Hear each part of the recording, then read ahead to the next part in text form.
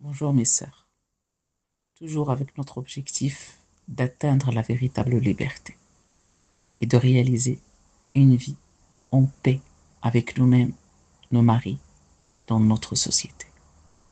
Pour réaliser tout ça, nous devons d'abord revisiter certains concepts avec lesquels nous avons grandi et apprendre à les comprendre dans leur sens le plus profond. Et j'aimerais bien, au premier concept où je veux commencer aujourd'hui, c'est celui de la patience. As-sabr. La patience que nous avons parfois héritée de nos mamans, nos parents, de nos ancêtres ou de notre société, eh bien, ce n'est pas toujours la patience dans son véritable sens. Si je pose la question aujourd'hui, c'est quoi la patience?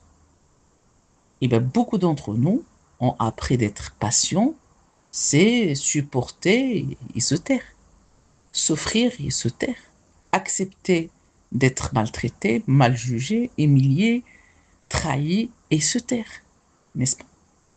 À tel point que certains, la patience est devenue pour eux un synonyme de faiblesse, d'injustice et d'acceptation de tout ça.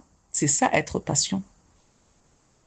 Et si on vient chercher la signification du mot patient d'un point de vue linguistique, on va voir que la patience, c'est savoir retenir son agitation intérieure et rester maître de sa réaction, particulièrement dans la première instant de l'épreuve.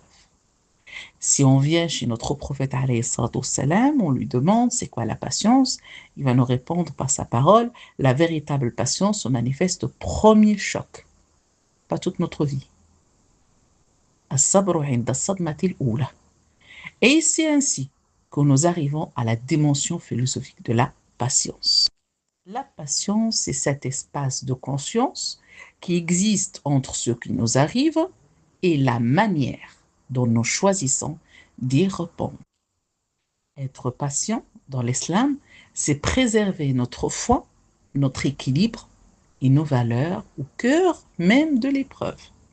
Ça veut dire si j'ai une épreuve, en fait, je passe par une épreuve dans mon travail, l'épreuve restera dans le travail. Elle va pas bouffer, si on peut dire ça, tout le reste de ma vie. Ça veut dire ma famille, mon mari, mes enfants, etc. Non. Avec mes enfants, je suis bien. Avec mon mari, je suis bien.